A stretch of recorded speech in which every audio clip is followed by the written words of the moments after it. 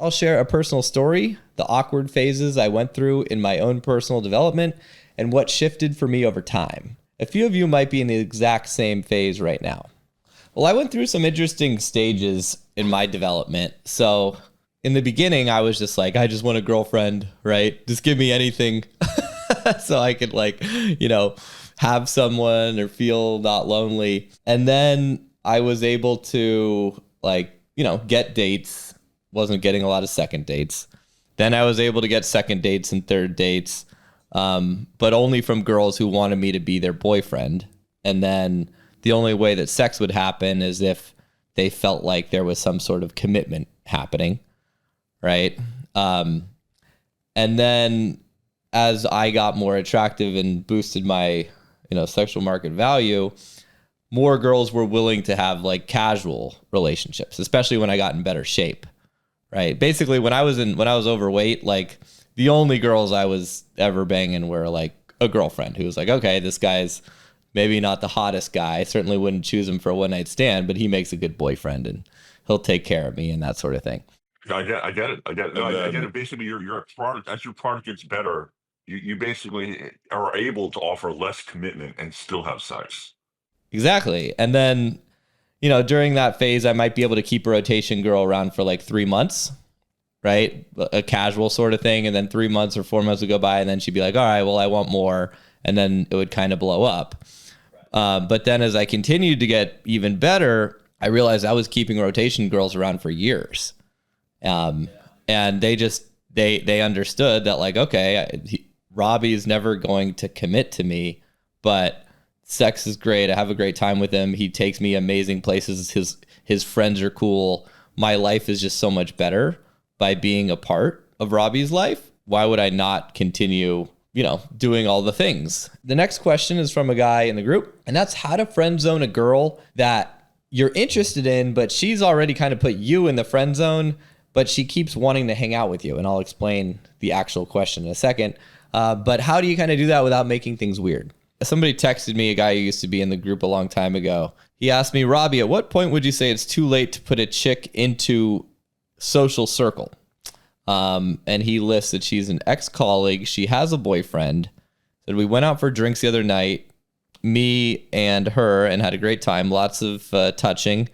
She dressed to the absolute nines. She friend zoned me first. I didn't make a move on her, but I did say I wanted to kiss her. And I like her more than a friend. And she genuinely wants to do things with me, like friend stuff, festivals, etc. And he said, I said to her jokingly, I don't accept the friend zone and to call me when she breaks up with her man. She continues to like all my stories every time I post. Would it be still possible to hang out with her as a friend and utilize her in social circle? How could I ask her to hang out again or just leave it? 2 extra pieces of it. He says she seems bored as fuck. She seemed genuinely upset when I told her I would be moving away. And she said she has no friends or a social circle and prefers to be friends with guys as they're less bitchy. You're saying he wants to be friends with her now. That's his He's goal. wondering if he should utilize her for his social circle, if there's any value of being her friend, given she has a boyfriend, but she really likes hanging out with him and she's very flirtatious when they hang out. But he's obviously in the friend zone and he's not going to be getting out of it anytime soon. He doesn't. It's not like he really wants to like screw over the other guy. He doesn't really want to try to sleep with her, not while she has a boyfriend. Right. I'm assuming, right? He's just wondering if she would be a valuable sort of player in his social circle. I think so. Sure. I mean, if for pre-selection or whatever. Right. Possibly. Sure. Yeah. I think given the fact that she's hot, and she wants to hang out with him and she has a boyfriend, I think that's actually great for social circle because it forces him to effectively, use her to attract other women and build pre-selection. The only one downside is that she seems like she prefers hanging out with guys and she doesn't have a lot of female friends. I've seen that with certain types of girls where, they kind of chum it up with guys, and it's usually because they kind of have turbulent relationships with girls. They don't get along that well with other girls. Sometimes they're really competitive. And that can be the reason. Obviously, a better girl for that sort of thing would be a girl who has lots of cute friends, but she would still provide value from pre-selection standpoint. And So yeah, I think it's always good to have female friends. So it's like, why not? But that would be the drawback, I would say. Now this next part is gold if you care about meeting women in real life. One guy asks about how to find parties and events with a better ratio of girls to guys, and I break down the real method for scouting these spots, even when they're not publicized. When it comes to finding places with good ratios, right, where there's at least 50-50 girls and guys, very, very difficult because men are very incentivized to go out because they want to go get laid, and women are not as incentivized to go out because obviously it takes a lot more for them to get made up and dressed and do other things and find a friend, and then they don't really care that much about going out and getting laid. Maybe if they're, in the special cycle of the month, but primarily maintaining a ratio is kind of a dirty job. It's something that people don't like to talk about and advertise because not only are you maintaining a ratio, but you're doing a version of face control, right? Where you're trying to only let pretty people in, especially women, because these establishments understand that if beautiful women are at the place, guys will come and spend money. And same with sort of private parties. Everybody wants beautiful women and they want guys who are rich. That's what every party and every nightclub bar is going for. So to maintain that, right, like that's a bouncer's job, right? The bouncer's job or the doorman's job is to be very selective about who they let in, but make it not seem like that. Right? They need to pretend that that's not happening. Obviously, some countries are more hardcore about it. Like here, it's like less PC about it, and so other places it's more politically correct. So you can't really do that thing. Here, it's just like they're not that PC. So no, in Eastern Europe, they're just like, we call it face control, and if you don't have a pretty face, you're not getting in. As a woman, right? Because what incentive is it if the guy shows up to that place and there's a bunch of ugly girls or just guys, the guys aren't going to spend money there. So when it comes to private event, like, so this is true of bars and clubs. And in the US, they don't call it face control, right? But like they'll do, I've seen all sorts of girls get turned away for like ridiculous things. Like, oh, you have the wrong outfit on, and the outfit, there's nothing wrong with the outfit, right? And then they're like pressing like, why, right? And then, there was like a woman.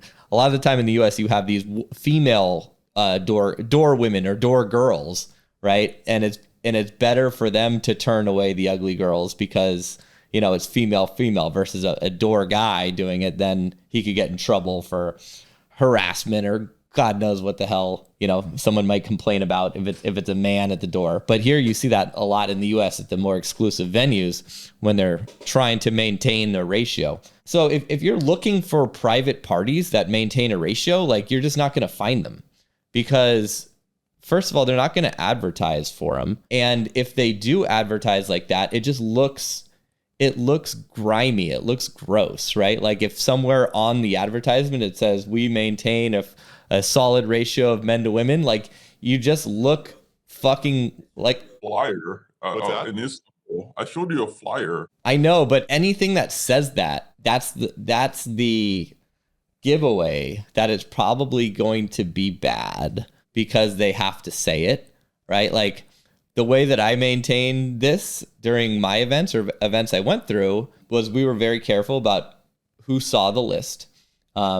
And then we would only give details about where the party was to specific people that were invited. And we were careful also that the invited people knew that they were not welcome to bring random people who weren't on the list, right? So when people would ask me, hey, can I bring a friend?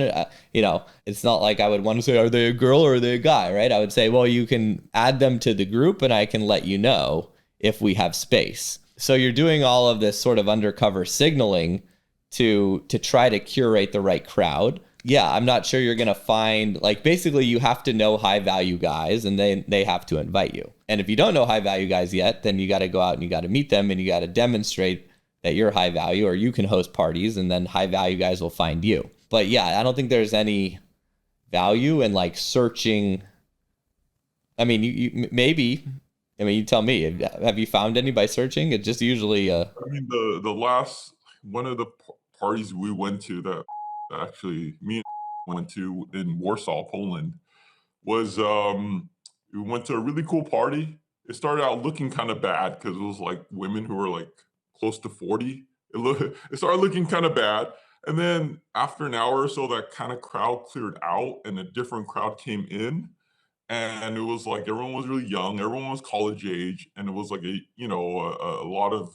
Well, how'd you find the party? What was it? It was a friend of mine, but Okay. what So you were invited. yeah, I was invited, but one of the girls there told me that like it was organized by her university department. So anytime these university departments, like the law school or whatever, organizes something with the other department in the university there, they kind of collaborate and all the time becomes like this college party. And she says she only goes to the parties that her faculty, they call it faculty, invites, has, organizes. So specifically there, the university program creates these parties and then the girls would go to them. Well, by default, if you have a university, odds are it's going to be already pretty much 50-50. And there's like, an understanding that it's going to be the right sort of people within the university. So it's a very warm sort of social circle event, which is awesome. Same as like, if you go to a frat party and you're in the frat, there's not other guys getting in who aren't either in that frat or very close friends of guys in the frat. And it's going to be a bunch of sorority girls, right? Frats figured this out a long time ago. So that's the whole Greek life in university. It's like the whole reason to be in a frat is to get access to women. And I think that was one of the big mistakes that I didn't realize, that as a guy in college, I didn't realize that's really what they were for. I was too naive to understand. But that's why frat guys who understand the value of being in a frat usually have really good social skills and game by the time they graduate college, because they understand these dynamics at a really deep level. That's the only thing I remember, like kind of more recently, which there was a good ratio of like, a lot of young girls and it was fun. It was like it was organized by the university.